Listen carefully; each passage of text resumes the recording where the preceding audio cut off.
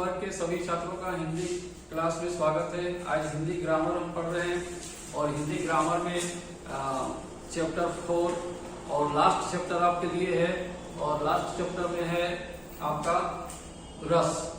मैंने पहले बताया था कि आपको जो पढ़ना है उसमें से वाक्य पढ़ना है, रचना के आधार पर वाक्य के 3 भेद होते हैं। उसके बाद पद पढ़ना है, पद परिचय पढ़ना है और इसको भवेश इसको बोलते हैं वाक्य पढ़ना है और रस पढ़ना है। तो मैंने तीनों चैप्टर आपको पढ़ा दिया है। चौथा चैप्टर ये बचा हुआ है जो आपको दिसंबर में ही समाप्त कर देना चाहिए था, तो मैंने दिसंबर में ये शुरू कर दिया है, अब समाप्त भी हो जाएगा। तो चलते हैं रस पढ़ते हैं। आखिर रस क्या है, रस को पहले जानना पड़ेगा। तो रस जो है वो साहित्य का समझिए कि आधार है। बिना रस का कोई भी साहित्य का आनंद नहीं ले सकते हैं। सामान्यतः रस का अर्थ आनंद है। हिंदी साहित्य में रस का अर्थ आनंद है। जिस प्रकार से हम लोग जब भोजन करते हैं तो भोजन में 6 रस होते हैं। 6 रस होते हैं, कभी खट्टा, कभी मीठा, कभी तीता, कभी तीखा, कभी ये सारा चीज 6 रस होते हैं। तो 6 रस में खट्टा हो गया, मीठा हो गया, नमकीन हो गया, उसके बाद तीखा और कसीला, ये 6 रस होते हैं। तो 6 रस में भोजन का स्वाद बदलता रहता है। उसी तरह से हिंदी साहित्य में 9 रस होते हैं और 9 रस में भी साहित्य का जो है सो आनंद हमको मिलता है, अधिक से अधिक उसका आनंद मिलता है। तो देखते हैं कि ये क्या होता है। सबसे पहले हम जानते हैं कि हिंदी साहित्य में सामान्यतः रस का अर्थ है आनंद। मैं क्लास में कितना बार पढ़ा चुका हूँ, बोल चुका हूँ कि देखो, सुनो और आनंद ग्रहण करो, यही शिक्षा है। यानी मूल आधार है आनंद। हम पढ़ते हैं, लिखते हैं, घूमते हैं, फिरते हैं, जो भी करते हैं, सिनेमा देखते हैं आनंद के लिए। आप कहिए अगर जैसे पढ़ाई लिखाई से आनंद क्या है, तो पढ़ने लिखने से हम अधिक चीजों को जानकारी प्राप्त कर सकते हैं और अधिक चीज जानकारी प्राप्त करने से हमको आनंद मिलता है। जैसे हम सीरियल देखते हैं तो सीरियल देखने में क्या होता है, या सिनेमा देखते हैं, कोई नाटक देखते हैं, तो इससे क्या होता है कि हम जितना समझ पाते हैं एक कम पढ़ा लिखा व्यक्ति उतना नहीं समझ पाता है। जब नहीं समझ पाता है तो उसको उतना आनंद नहीं आता है। लेकिन हमको ज्यादा आनंद आता है क्योंकि मैंने उस चीज को जाना है, उसका ज्ञान प्राप्त किया है। तो पढ़ लिख करके हम ज्ञान प्राप्त करें तो अधिक से अधिक आनंद। हम जीवन को अच्छे ढंग से जीने के लिए, अधिक से अधिक आनंद प्राप्त करने के लिए पैसा कमाना चाहते हैं। पैसा कमाने के लिए हमको पढ़ना पड़ता है, ज्ञान प्राप्त करता है, नौकरी लेनी पड़ती है। तो सारा लष्टम पष्टम संघर्ष जो करना पड़ता है वो आनंद की प्राप्ति के लिए ही करना पड़ता है। तो चलते हैं कि रस आखिर क्या है। किसी काव्य को पढ़ने अथवा नाटक आदि देख करके हमारे मन में जो आनंद की अनुभूति होती है उसे रस कहते हैं। किसी काव्य को पढ़ने, काव्य मतलब कविता को पढ़ने से ही आनंद आता है। लाफ्टर शो में देखते हैं या कवि सम्मेलन में देखते हैं तो कविताओं के माध्यम से लोगों को हंसाया जाता है। हास्य कवि लोग होते हैं तो वो हंसाने का काम करते हैं, तो उससे आनंद हमको मिलता है। हम नाटक देखते हैं, सिनेमा क्या है, नाटक ही है। तो नाटक देखने से भी हमको आनंद प्राप्त होता है। तो इनको देखने से जो आनंद की अनुभूति होती है उसी को हम रस कहते हैं।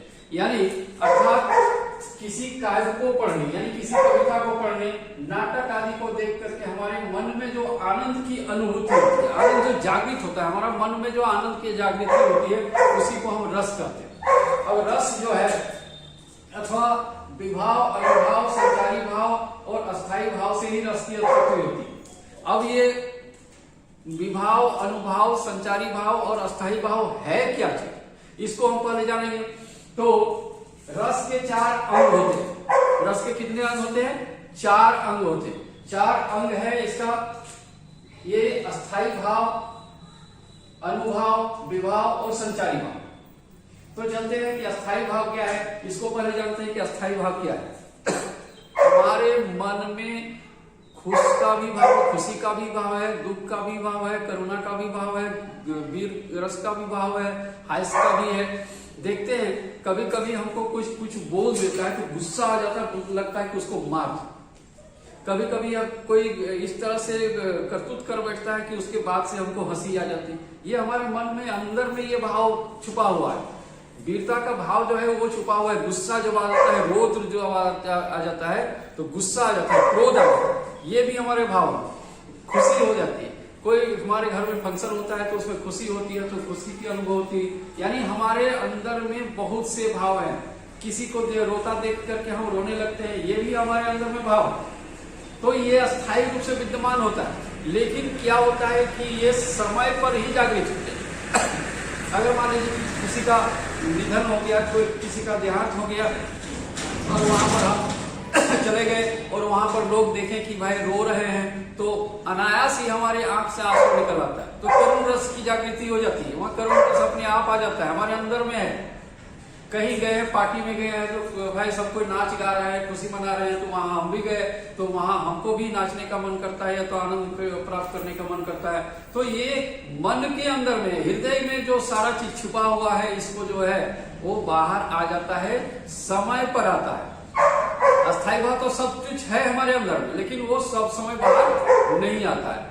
क्योंकि गुस्सा सब समय नहीं आता है, हंसी सब समय नहीं आता है, दुख सब समय नहीं आता है, वीरता सब समय नहीं आता है, घृणा सब समय नहीं आता है। ये सारा चीज जो है वो हमारे हृदय में दबा हुआ है। और जैसे ही वातावरण, उस वातावरण में हम लोग पहुंचते हैं, वैसे ही वो भाव जाग उठता है और बाहर निकल जाता है। चलिए, सामान्यतः हमारे हृदय में जो भाव अस्थायी रूप से विद्यमान, खुशी, दुख, वीरता, घृणा, ये भाव सारा चीज हमारे हृदय के अंदर में है, जो अस्थायी रूप से विद्यमान रहते हैं, उपस्थित रहते हैं, उसे अस्थायी भाव कहते हैं। यह अनुकूल समय या वातावरण उपस्थित होने से ही जागृत होता है। अनुकूल समय पर ही वो जागृत होता है, असमय जागृत नहीं होता है। अगर मान लीजिए कि कोई रो रहा है, उस समय आप हंस नहीं सकते, आप उससे भी दुखी हो जाएंगे। अगर मान लीजिए कि कोई ढकोसला कर रहा है, तो ऐसे ही हो रहा है, तो वो अलग बात है। लेकिन बात रहा कि भाई इस तरह से नहीं हो सकता है। और अब चलते हैं, जागृत होता है जो रस में परिणत हो जाता है। अनुभव क्या है? अस्थायी भाव जागृत होने पर आश्रय बाह्य चेष्टाओं की अनुभव करता है। अस्थायी भाव हमारे अंदर में जो है, जितना भी भाव है हमारे हृदय में, वो क्या होता है, जब जागृत हो जाता है तो आश्रय मतलब कि जिससे हम देख करके हमको भाव उत्पन्न होता है। कोई किसी रोता हुआ व्यक्ति को देख करके हम गमगीन हो जाते हैं, दुखी हो जाते हैं। किसी को हंसते हुए देख करके हम हंसने लगते हैं। किसी की वीरता को देख करके हमारा जोश भर जाता है। तो इस तरह से वो भाव जो जागृत होता है, तो उसी को अनुभव करते हैं। जैसे किसी को या किसी दृश्य को देख करके हंसना, ताली बजाना, गुस्सा होना, चकित होना, है ना। तो ये जो है हमारा अनुभव है, ये अनुभव है। अस्थायी भाव जो हृदय में है वो जागृत होता है। विभाव क्या? इसके कारण अस्थायी भाव जागृत होता है, इसके कारण भी जागृत होता है अस्थायी भाव, उसे विभाव कहते हैं। और जैसे जोकर को देख करके, जब जोकर को देखते हैं, वो एक्स्ट्रा एक्टिविटी करता है, हंसता है, रंग बिरंगे कपड़ा पहनता है, नाक बना लेता है, टोपी अजीब टप का पहनता है, अजीब अजीब हरकतें करते हैं, तो उसको देख करके हमारे मन में हंसी उत्पन्न होता है, आनंद प्राप्त होता है। तो इसको हम क्या कहते हैं? विभाव कहते हैं। और विभाव के दो भेद होता है, आश्रय और आलंबन। वो जब हम फिर लिख करके भेजेंगे तो उसमें आपको हम बता देंगे। तो इसमें विभाव के दो भेद होते हैं, आश्रय, एक आश्रय जो यहाँ पर लिखे हैं, और दूसरा आलंबन होता है। यानी जिसको देख करके हमारे मन में होता है, तो जिसको देखते हैं वो हमारा आश्रय है और हम आलंबन है। तो इस तरह से हम और हम जिसको देखें, दोनों आश्रय और आलंबन है। तो ये विभाव हो गया। और अगला है संचारी भाव। अस्थायी भाव के साथ साथ बीच बीच में जो पानी के बुलबुले की तरह जो हमारे मन में अस्थायी भाव है, सुख, दुख, हंसी, वीर, घृणा, कोमलता, करुणा, ये सारा हमारा अस्थायी भाव हमारे हृदय में है। इसके बीच बीच में कुछ ऐसे भाव जो तुरंत उठते हैं और तुरंत पानी की बुलबुले की तरह फूट जाते हैं। यानी वो अस्थायी नहीं होता है, क्षण क्षण वो बदलता रहता है, तुरंत ही वैसा होता है। एक क्षण में ये सोचे, दूसरा क्षण में वो सोचे। तो इस तरह से जब भाव उत्पन्न होता है तो उसको हम संचारी भाव कहते हैं। अस्थायी भाव के साथ साथ बीच बीच में जो पानी के बुलबुले की तरह बनते बिगड़ते हैं और उत्पन्न होते हैं, बिगड़ते भाव उत्पन्न होते हैं, उसे संचारी भाव कहते हैं। इसका उदाहरण देते हैं। मान लीजिए कि किसी की पत्नी घर में है, किसी स्त्री घर में है, अचानक उसको फोन पर खबर मिली कि उसकी पति का एक्सीडेंट में मृत्यु हो गई। अब वो अनायास क्या क्या सोचती है? सबसे पहले ये सोचती है कि हाय हमारा पति तो मर गया, अब मेरा क्या होगा? बिना पति का तो हम तो विधवा हो गए। दूसरी बात है कि हमारा घर संसार का कैसे चलेगा, आमदनी कहां से आएगी, कौन कमा करके देगा। तीसरा बात है कि बच्चे अनाथ हो गए और बच्चों को पढ़ाई लिखाई कैसे होगा, इसकी जिंदगी कैसे बीतेगी। तुरंत उसके मन में ये भाव उत्पन्न होने लगते हैं। तो इसी को बोलते हैं संचारी भाव। यानी ये अस्थायी रूप से विद्यमान नहीं, अस्थायी नहीं रहता है, बल्कि पल पल ये बदलता रहता है। इसको हम संचारी भाव कहते हैं। तो इस तरह से हमारा भाव, ये रस के 4 अंग हैं: अस्थायी भाव, अनुभाव, विभाव और संचारी भाव। अब चलिए, अस्थायी भाव और रसों की संख्या 9 है। कितने हैं? 9 है, यानी 9। आपको अस्थायी भाव और रस की संख्या जो है 9 है। अब चलो ये इसको देखते हैं। इससे आपको 2 नंबर का पूछेगा बोर्ड, इसको अगर आप याद कर लेते हैं तो 2 नंबर आपको कोई नहीं काट सकता है। 4 नंबर का इसमें पूछेगा आपको, 4 नंबर इसमें आएगा। तो चलते हैं, रस यहां पर लिखा हुआ है, अस्थायी भाव यहां पर लिखा हुआ है। जैसे 1 नंबर में आता है श्रृंगार रस। श्रृंगार रस का अस्थायी भाव क्या होता है? रति अर्थात प्रेम। दूसरा है इसमें, और श्रृंगार रस में ही दो भाग होते हैं, एक संयोग श्रृंगार रस और एक वियोग श्रृंगार रस। तो दोनों में ही प्रेम का उत्पन्न होता है। जैसे मान लीजिए संयोग प्रेम रस, तो संयोग श्रृंगार रस। संयोग श्रृंगार रस मतलब नायक नायिका आपस में जैसे लोग मिलते हैं, नाचते खेलते हैं, बातें करते हैं, वो सामने सामने होते हैं, आमने सामने होते हैं, वो संयोग श्रृंगार है। और जब एक दूसरे से पिछुड़ते हैं तो एक दूसरे के लिए रोते हैं। प्रेम का प्रकाश का जो है, प्रेम का जो मतलब चरम उत्कर्ष जिसको बोलते हैं, वो वियोग में ही है। सामने रहते हैं तो उतना अनुभव नहीं होता है, लेकिन जब एक दूसरे बिछुड़ने लगते हैं, रोने लगते हैं, तो एक दूसरे के लिए रोने लगते हैं कि अब कब मुलाकात होगी कि नहीं होगी, इस सोच करके। लेकिन प्रेम ही है, उसमें प्रेम ही है दोनों में, संयोग और वियोग में। तो ये अस्थायी भाव इसका गति है, प्रेम है। हास्य रस क्या है? दूसरा में हास्य रस। हास्य रस मतलब हास, इसका अस्थायी भाव क्या है? हास यानी हंसना। तीसरा है करुण रस। करुण रस का क्या है? शोक। शोक का अर्थ होता है दुख। चौथा है रोध। रोध का अर्थ क्या होता है? क्रोध। अस्थायी भाव इसका क्या है? क्रोध। वीर रस। वीर रस का अस्थायी भाव क्या है? उत्साह। भयानक रस। भयानक रस का इसमें डर, यानी जैसे हॉरर पिक्चर आप देखते हैं, भूत प्रेत का देखते हैं, या आपको बहुत विशाल चीज देखते हैं, या अचानक आपके सामने ऐसी घटना घट जाती है जिससे आप डर जाते हैं, इसके कारण से ये भय उत्पन्न होता है। विभत्स रस। विभत्स रस का होता है घृणा। घृणा का मतलब होता है कि किसी को देख करके, जैसे गंदी नाली को देख करके हमको घृणा आ जाती है, कोई ऐसा दृश्य देखते हैं कि जो है सोच के हमको घृणा आ जाती है। तो जब घृणा रस हम पढ़ेंगे, विभत्स रस पढ़ेंगे, तो उसमें उसका उदाहरण भी देखेंगे जब कैसे लोग को घृणा आती है।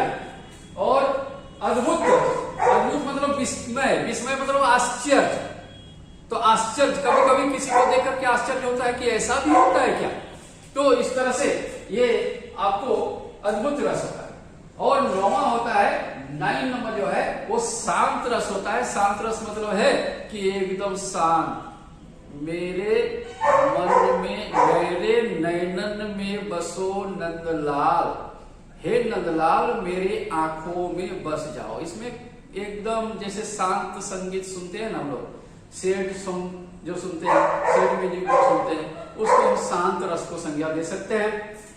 एक अंतिम में साहित्यकारों ने या तो फिर वात्सल्य रस 10वां है, वात्सल्य या भक्ति रस। भक्ति रस यहां मैंने लिखा है। वात्सल्य यानी बच्चों से जो प्रेम माँ बाप का होता है उसको वात्सल्य प्रेम करता है। इसका अस्थायी भाव ही रति ही होता है, प्रेम होता है। माँ बाप अपने बच्चों को जिस तरह से करते हैं, जैसे सूरदास ने वात्सल्य रस लिखा है, श्री कृष्ण के लिए बच्चों का जो वर्णन किया है उसमें लिखा है।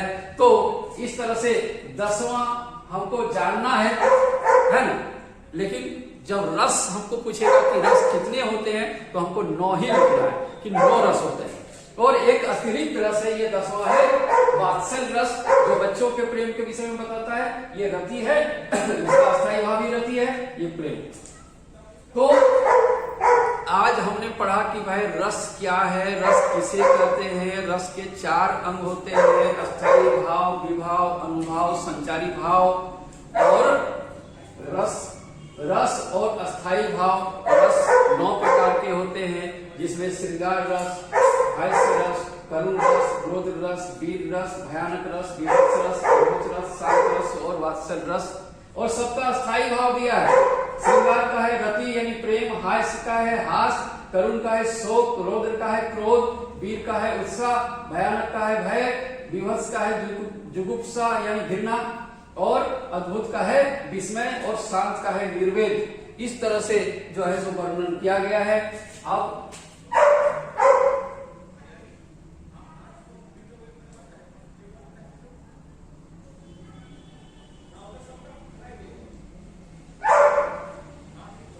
अगले दिन जब हम क्लास में आएंगे तो अगले दिन आपको पढ़ाएंगे ये 9 रस का परिभाषा अलग अलग में बताएंगे। ये 9 रस का अलग अलग पढ़ाएंगे और 9 रसों का जो है सो अलग अलग उदाहरण देकर के समझाएंगे। तो इस तरह से आप इसको भली भांति जान लीजिए, पढ़ लीजिए। और ये आपका वीडियो बना दिए, अब जो है लाइव क्लास भी आपको एक दिन ले लेंगे।